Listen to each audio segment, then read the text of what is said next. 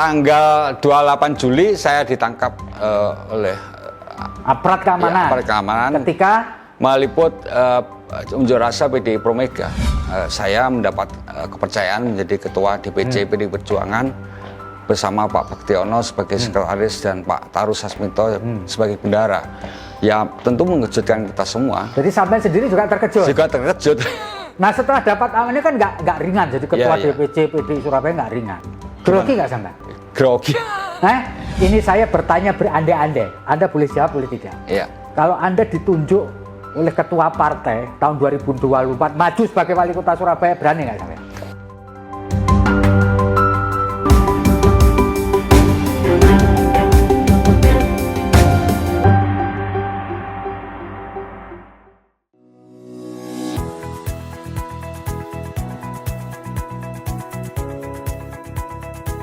Keputusan Gubernur Jawa Timur memutuskan menetapkan kesatu meresmikan pimpinan Dewan Perwakilan Rakyat Daerah Kota Surabaya masa jabatan tahun 2019-2024 sebagai berikut. 1. Dominikus Adi Sutarwiono SIP dari Partai Demokrasi Indonesia Perjuangan sebagai ketua. 2. Hajah Laila Mufidah SHG dari Partai Kebangkitan Bangsa sebagai wakil ketua. 3. Dr. Nesa Hermastoni MSI dari Partai Gerakan Indonesia Raya sebagai wakil ketua. 4. Reni Astuti SSI dari Partai Keadilan Sejahtera sebagai wakil ketua.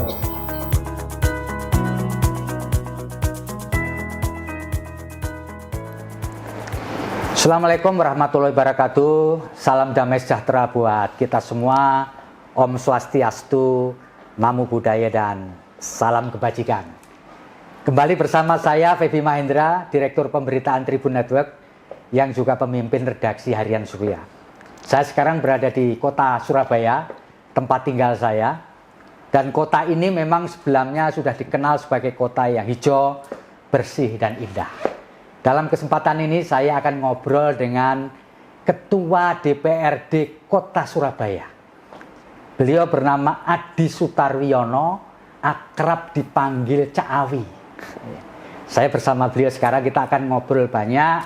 Sekaligus beliau ini adalah Ketua DPC PDI Perjuangan.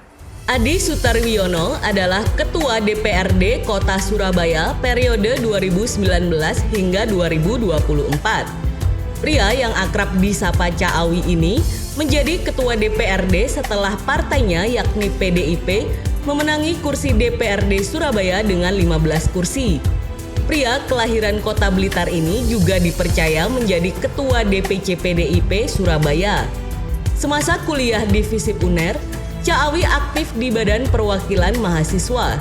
Begitu lulus pada 1993, Awi menyalurkan ilmunya menjadi wartawan Harian Surya dan di majalah Tempo. Dengan pengalaman di jurnalistik itu, Cak Awi kemudian memutuskan terjun ke dunia politik di akhir tahun 2003. Pak Adi, Assalamualaikum. Waalaikumsalam. Sehat hari ini? Sehat. Pak Adi, Cak Awi lah kita panggilnya biar akrab. Cak Awi bisa cerita nggak? Dulu Anda adalah anggota DPRD dari fraksi PDI Perjuangan, lalu kemudian dipercaya mendapatkan amanah sebagai Ketua DPRD Kota Surabaya. Kebetulan Kota Surabaya ini kota yang dikenal, kota kedua dari yang luasnya atau ramainya di Indonesia nomor 2. Apa bedanya tugas Anda waktu Anda masih menjadi anggota biasa dan sekarang menjadi Ketua DPRD? Yang pertama, saya menjadi anggota DPRD tahun 2012 melalui pergantian antar waktu atau PAW. Pada saat itu saya ditugaskan di Komisi C bidang pembangunan. Kemudian tahun 2014 saya menjadi anggota dan ditugaskan di Komisi A di bidang pemerintahan. Ini artinya setiap komisi itu ada tupoksinya. Jadi saya bertugasnya hanya terbatas di tupoksi itu. Sekarang menjadi Ketua DPRD Kota Surabaya sejak tahun 2019, otomatis saya bisa mempengaruhi, menjelajahi di semua komisi itu. mengatur lalu lintas kebijakan di kedewanan dan kemudian juga bisa beropini publik di semua lintas komisi. Jadi ruang lingkupnya lebih luas, lebih luas ketimbang yang lalu. Nah, dalam situasi yang seperti itu, ruang lingkupnya lebih luas, tanggung jawabnya lebih besar. Apa yang Anda rasakan mulai dari tahun 2019 sampai tahun 2021? Kebetulan ketika Anda menjabat di seluruh dunia termasuk Surabaya lagi kena pandemi COVID-19. Bisa cerita nggak? Ya, kita otomatis pada saat itu ya tersentak gitu. Kita menghadapi pandemi COVID. Kalau tidak salah sejak pertengahan Maret ya. Ketika Bu Risma kemudian memberlakukan berbagai pembatasan di Kota Surabaya ini. Kemudian pemerintah pusat juga kemudian minta kepada seluruh pemerintah daerah untuk melakukan refocusing anggaran. Nah, ini menariknya begini, Cak Awi. Surabaya termasuk yang disorot ya secara nasional karena waktu itu ada guyonan bahwa Kota Surabaya ini bukan hanya merah tapi hitam. Anda sebagai ketua DPRD yang punya mitra dengan pemerintah Kota Surabaya dalam konteks ini adalah Wali Kota Bu Risma. Apa yang Anda alami pada waktu itu? Ya, kita membantu bersama kawan-kawan sekalian untuk meringankan beban dari kota ini. Terutama pada saat itu Surabaya dicitrakan sebagai kota yang hitam pekat gitu ya.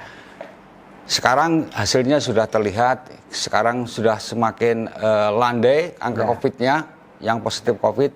Setiap hari bahkan kasusnya hanya puluhan saja.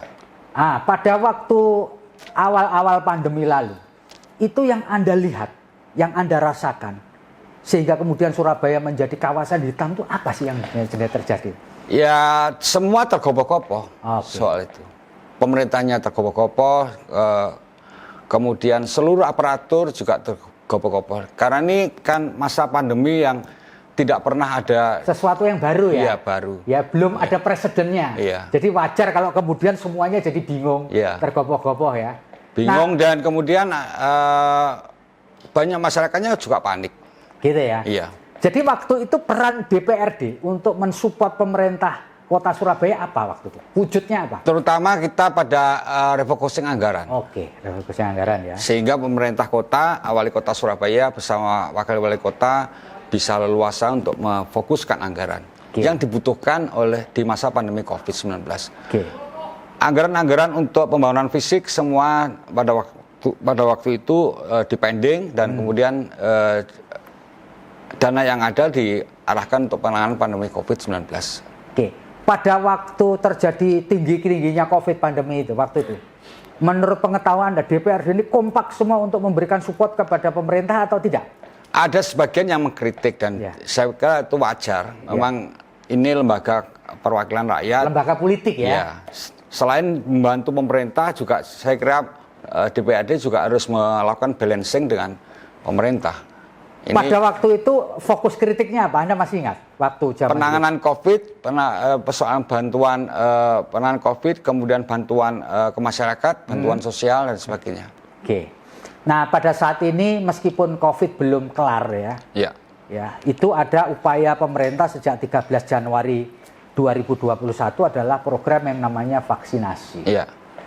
Setahu Anda di wilayah Kota Surabaya ini, apakah program vaksinasi ini lancar-lancar saja atau sempat ada resistensi, sempat ada pihak-pihak yang menolak atau bagaimana? Sepanjang yang Anda tahu sebagai wakil rakyat. Sejak Wali Kota pada saat itu Pak Wisnu Saktibuwana membuka vaksinasi, kemudian kita kampanyekan kepada masyarakat bahwa vaksinasi itu kita hanya merasakan sakit sedikit gitu ya. Memang itu diperlukan untuk memproteksi masyarakat, untuk memproteksi diri kita masing-masing. Ya, lambat laun dari upaya-upaya itu semakin banyak orang yang minta vaksinasi. Tapi sebelumnya pernah nggak ada mendengar resistensi orang nggak mau? Pasti ada. Apa itu? Biasanya reasoningnya apa? Alasannya apa? Karena ini suatu yang baru yang kemudian membuat orang khawatir. Gitu. Jadi soal keamanannya ya? Soal keamanan itu yang paling utama gitu. Tapi so far setelah itu malah justru banyak yang minta. Ya? Banyak yang minta, RT RW, tokoh agama semua minta. Gitu. Dan kita salurkan pelaku UMKM, pedagang pasar itu minta semua. Sepengetahuan Anda sejauh ini, dari target yang akan divaksinasi itu di Surabaya ini sudah berapa persen setahu Anda? Detailnya saya kurang tahu. Ya. Tapi saya melihat pemerintah kota semakin masif melakukan vaksinasi di berbagai tempat, gitu. Di berbagai tempat. Oke. Nah, di tengah tugas Anda sebagai Ketua DPR ada pergantian wali kota. Iya. Dari Bu Risma kepada Pak Eri Cahyadi. Kebetulan juga wali kota yang terpilih sekarang adalah disorong oleh PDI Perjuangan. Nah, salah satu tugas berat dari wali kota adalah meneruskan apa yang sudah dilakukan oleh wali kota sebelumnya. Ya. So far yang Anda lihat setelah dilantik menjadi wali kota Surabaya sekitar 3 bulan yang lalu, apakah progresnya sudah sesuai dengan apa yang diestimasikan oleh wakil rakyat kita, terutama Anda sebagai Ketua DPR? Ya, Pak Eri Cahyadi dan Pak Armuji ketika dilantik pada tanggal 26 Februari 2021 menghadapi persoalan yang pertama adalah keterbatasan anggaran. Oke, satu keterbatasan anggaran ya. Sehingga tidak bisa memilih banyak. Oke. Kebijakan ini harus diatur pada fokus yang itu bisa kena langsung ke masyarakat. Jadi super prioritasnya ya, karena keterbatasan anggaran harus ada super prioritas. Tidak seperti di masa pandemi, sebelum di masa pandemi yang kemudian ada 10,3 triliun. Ini semua masih angka virtual semua ketika Pak Eri menjabat. Itu satu tadi ya, keterbatasan anggaran. Yang nomor 2? Yang kedua adalah penanganan pandemi COVID-19. Yang ketiga adalah pemulihan ekonomi. Ya. Ini fokus di Pak Eri Cahyadi dan Pak Armuji sejak dilantik sebagai wali kota dan wakil wali kota Surabaya tanggal 26 Februari. Setahu Anda dari 3 fokus tadi, mulai penanganan pertumbuhan ekonominya, pemulihan ekonominya, ada COVID-19. Bagaimana dengan pertumbuhan ekonomi di kota Surabaya so far? Ya, kita mendorong terus wali kota dan wakil wali kota untuk membuka keran kelonggaran ekonomi, dan saya kira sudah terbitkan peraturan wali kota yang mengatur. Jadi jam berjualan yang semula jam 10 sekarang dilonggarkan jam 11 gitu. Kemudian ada lagi upaya-upaya lain untuk mengendos pertumbuhan ekonomi itu. Memang dengan keterbatasan anggaran itu kita sudah menyuarakan kepada wali kota dan wakil wali kota dan juga pemerintah kota bahwa keran ekonomi harus buka, tidak bisa seketat seperti dulu, karena banyak implikasi yang kemudian akan muncul jika itu diteruskan. Dan kebetulan wali kota responsif membuka keran ekonomi itu ya. Cuman memang risikonya ketika kita kebablasan bisa kayak dia ya. Jadi kemudian diatur menurut protokol kesehatan, gitu ya. Restoran-restoran dibuka juga dengan protokol kesehatan yang ketat, gitu ya. Kalau terlalu ramai ya kemudian harus ditegur oleh Satgas dan sebagainya, gitu. Ya, sepanjang Anda menjadi ketua DPRD, mengalami 2 wali kota ini, dan di masa pandemi yang kira-kira sama ya, Anda memprediksi ya, dan memang ini kita tidak tahu sampai kapan, tapi apakah DPRD juga sudah menyiapkan mitigasi ketika pandemi ini lama, panjang? Iya. Kita dulu kan beranggapan bahwa tahun 2021-22 kelar lah. Tapi belum tentu, karena mengingat di negara lain kemudian ada second wave, ada varian baru. Nah, apakah Anda sebagai ketua DPRD sempat memikirkan ini mitigasinya bagaimana kalau panjang sekali? Ya, saya melihat pemerintah kota Serang sudah cukup piawai, berpengalaman menangani pandemi COVID-19. Dan kemarin pada saat bulan Januari angka COVID-nya naik dan rumah sakit yang banyak yang penuh, pemerintah kota juga kemudian bisa menangani itu. Sekarang sudah semakin melandai. Semakin melandai ya. Dan kita semua berharap dengan vaksinasi dan dengan pengetatan disiplin protokol kesehatan, masyarakat juga semakin rendah angka COVID-nya. Oke, satu upaya yang dilakukan pemerintah untuk mengendalikan COVID-19 adalah melakukan penyekatan terkait dengan arus mudik. Sekarang ini kan mau Idul Fitri. Menurut Anda sebagai wakil rakyat ini, masuk Surabaya disekat, efektif nggak sih sebenarnya penyekatan untuk bagi mereka supaya tidak mudik ke Surabaya ini? Menurut Anda efektif nggak? Ya, saya merasa itu efektif gitu ya, untuk mencegah mobilitas penduduk yang sedemikian besar pada masa Lebaran Idul Fitri. Ini masyarakatnya juga sudah kangen untuk mudik, tapi lebih berisiko lagi kalau kemudian terkena COVID-19. Gitu. Dan saya kira kampanye untuk tidak mudik kita lakukan terus-menerus. Anggota DPRD pada saat reses kemudian juga menyampaikan himbauan yang sama, kemudian pemerintah kota juga melakukan yang sama, dan kemudian secara teknis dilakukan penyekatan di perbatasan. Jadi menurut Anda ini ikhtiar ini cukup efektif ya? Iya. Membatasi itu. Tapi juga mendorong pertumbuhan ekonomi di tingkat lokal, misalkan kulinernya di Surabaya dibuka dan sebagainya. Oh, di satu sisi itu ya. Cak Awi begini, selain sebagai ketua DPR, sampean juga sebagai ketua DPC PDI Perjuangan, nanti ketua partai lah di tingkat kota. Ini bagaimana Anda mengatur posisi Anda sebagai ketua DPR, tapi sekaligus sebagai ketua DPC partai. Yang satu bekerja full untuk rakyat, yang satu tentu namanya pekerja partai untuk partai. Bagaimana Anda mengakomodir dua fungsi ini supaya tidak terjadi tabrakan atau vested of interest itu? Gimana nih Pak Cak Awi? Pertama dari sisi waktu, saya sampai jam pagi jam 9 sampai jam 4 saya di DPRD Kota 9 Surabaya. sampai 4 menjalankan fungsi sebagai ketua ya. Kemudian setelah jam kerja itu, kemudian saya ke kantor DPC dan menjalankan fungsi sebagai ketua partai. Kemudian disiplin pada regulasi di DPRD itu adalah kunci, gitu, untuk supaya tidak menabrak kesana kemari. Gitu. Upaya yang pertama Anda mengatur waktu ya. Iya betul. Kalau memang saatnya bekerja untuk DPRD ya bekerja DPRD. Iya. Ketika ini Pak. Lah kalau ada rapat-rapat di tengah itu bagaimana? Rapat di Jakarta, misalkan ketua DP ada rapat partai raker. Tapi kan tidak sering gitu. Oh tidak sering. Ya? 1-2 gitu. Cuti. Iya. Boleh ya ada cuti ya. Iya, baik. Anda mendapat amanah jadi ketua DPC PDI Perjuangan Kota Surabaya ini kan mengejutkan. Iya. Karena Anda tidak pernah disebut namanya, tiba-tiba muncul lah. Iya. Ya lalu kemudian dapat restu atau dapat perintah dari DPP. Gimana bisa diceritakan sedikit?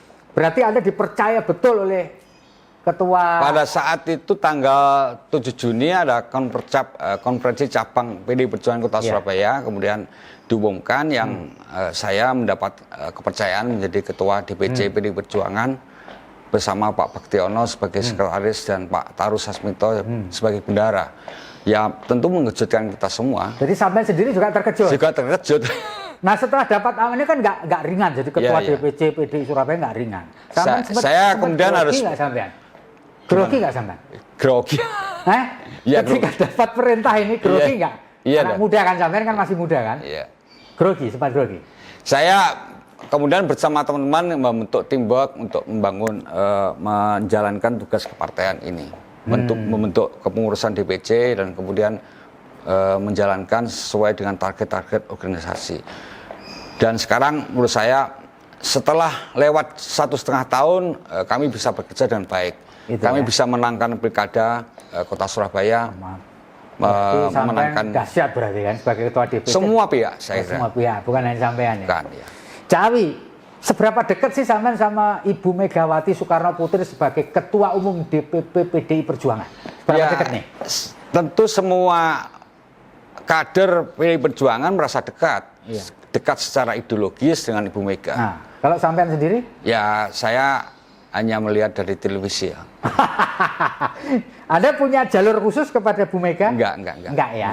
Jadi ya layaknya kader dengan pemimpin lah kira-kira gitu.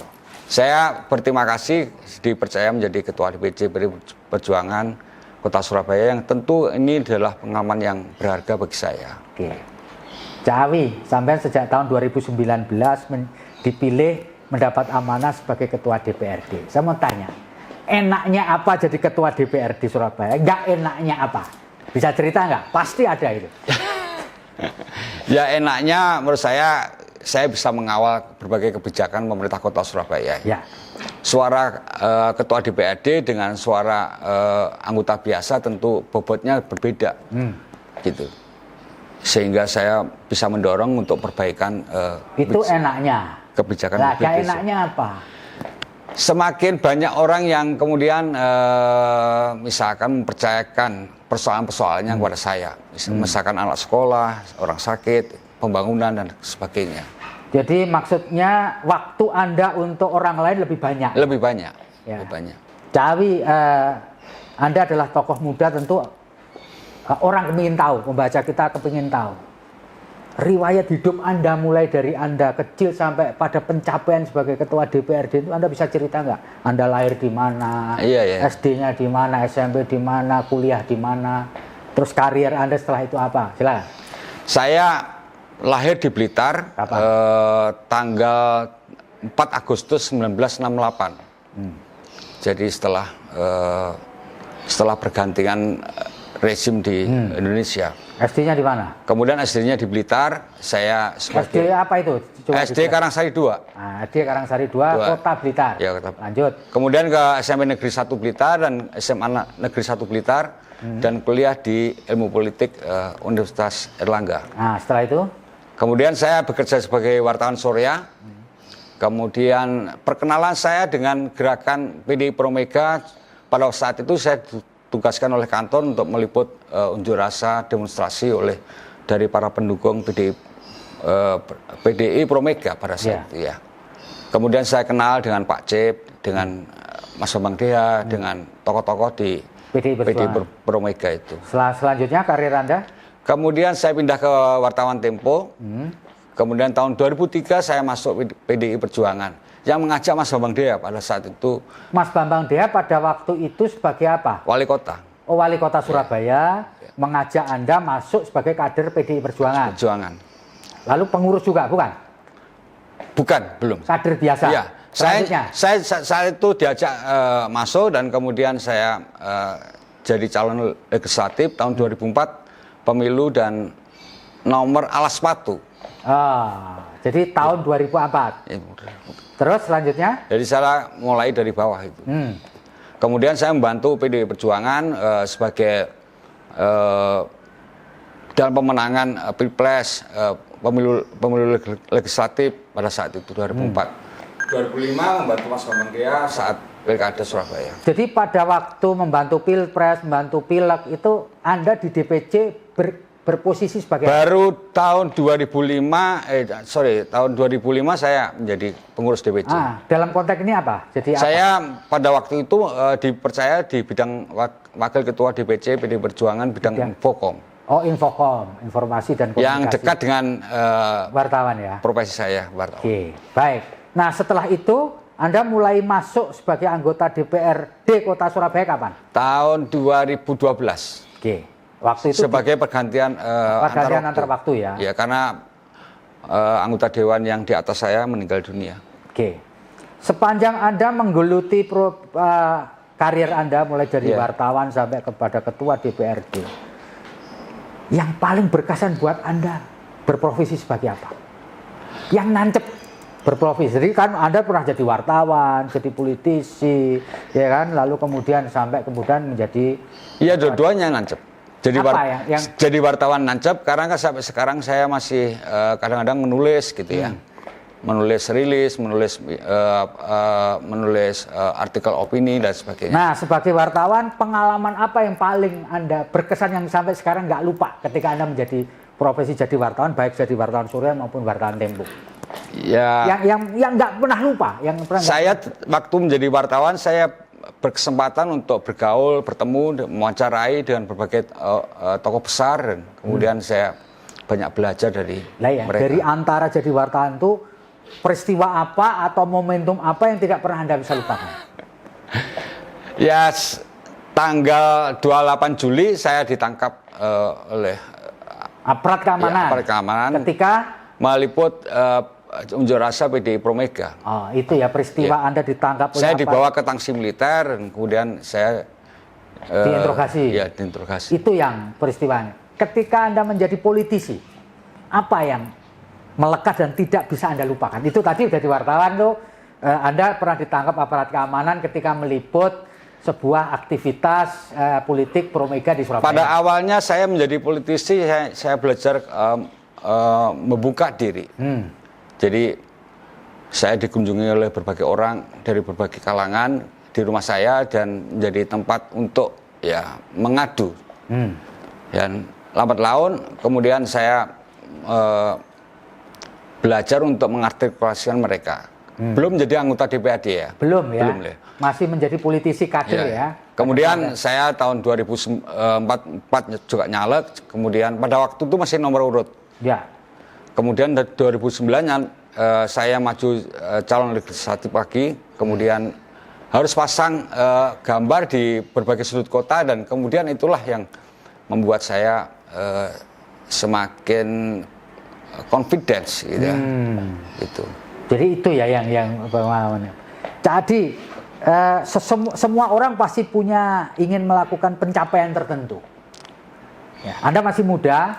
Nah, pencapaian apa yang ingin Anda raih setelah menjadi ketua DPC dan ketua DPRD Surabaya? Mau apa? Wah, saya punya pencapaian suatu saat saya mau jadi wali kota Surabaya misalkan. Nah, apakah obsesi itu ada atau ya cukup segini-gini aja? Oke, jadi saya tidak pernah berobsesi seperti itu ya. Jadi ketua DPRD juga sebagai ketua DPC PD Perjuangan Surabaya itu adalah penugasan yang saya terima. Jadi kalau besok saya menjadi apa ya itu tergantung besok lah. Oh gitu ya. Yang sekarang kita kerjakan. Yang sekarang gitu kan. Tapi apakah Anda nanti sampai pada tiba saatnya ingin menyatakan saya akan menjadi politisi now and forever? Artinya saya sampai kapanpun akan menekuni bidang politisi. Atau suatu saat saya akan berhenti dan saya pindah jadi pengusaha misalnya? Enggak. Jadi Anda terus akan menjalani profesi sebagai politisi? Politisi ya. Apapun nanti nomenklaturnya? Iya. Posisinya apapun posisinya, perannya saya akan. Penting bahwa suatu saat nanti Anda dipilih jadi Ketua DPD PDI Jawa Timur, alhamdulillah. Tadi kan, bener nggak? Apa yang saya katakan bener nggak kira-kira? Ya. Iya dong, ya kan begitu. Kalau Anda memang ingin berprofesi, pokoknya saya akan tetap berada di jalur politik PDI Perjuangan. Oke. Sampai. Ini saya bertanya berandai-andai. Anda boleh jawab, boleh tidak. Iya. Kalau Anda ditunjuk oleh ketua partai tahun 2024 maju sebagai wali kota Surabaya, berani nggak sampai? Loh, ini berandai-andai. Saya nggak jawab soal itu. Oh, nggak bisa jawab ya? Karena berandai-andai dia nggak berani jawab. Baik Mas Hadi, terima kasih Mas Awi atas ngobrol kita pada kesempatan kali ini. Tapi sebelum saya akhiri ngobrol kita, saya beri kesempatan Anda untuk menyampaikan closing statement, terutama kepada warga kota Surabaya. Utamanya ketika kita masih dicekam oleh pandemi COVID-19. Silakan. Bagi warga kota Surabaya, ini di masa pandemi COVID-19, situasi kita sudah semakin melandai angka COVID-nya, tapi pemerintah juga kemudian menganjurkan kita tidak mudik menjelang Hari Raya Lebaran Idul Fitri. Kita taati bersama anjuran pemerintah untuk tidak mudik, kita berlebaran di kota Surabaya dengan tetap mentaati protokol kesehatan. Sembari kita membantu pemerintah kota Surabaya untuk memulihkan perekonomian di kota Surabaya supaya ekonomi di kota Surabaya berangsur-angsur semakin tumbuh positif. Silakan Pak Awi kalau kepingin menyampaikan selamat Idul Fitri kepada warga Surabaya, mumpung kita bertemu. Ya, saya Adit Sutarwiono, Ketua DPRD Kota Surabaya, Ketua DPC PDI Perjuangan Kota Surabaya mengucapkan selamat Hari Raya Idul Fitri 1 Syawal 1442 Hijriah. Mohon maaf lahir dan batin dan semoga seluruh amal ibadah kita diterima oleh Tuhan Yang Maha Kuasa. Amin. Baiklah, Cawi Tribuners, terima kasih atas waktu ngobrol dengan saya. Tentu saja kami berharap warga kota Surabaya dan anggota DPRD Kota Surabaya tetap dalam kondisi sehat. Saya Feby Mahendra, unjuk diri, mohon pamit. Assalamualaikum warahmatullahi wabarakatuh. Waalaikumsalam. Om Santi Santi Om, salam sehat.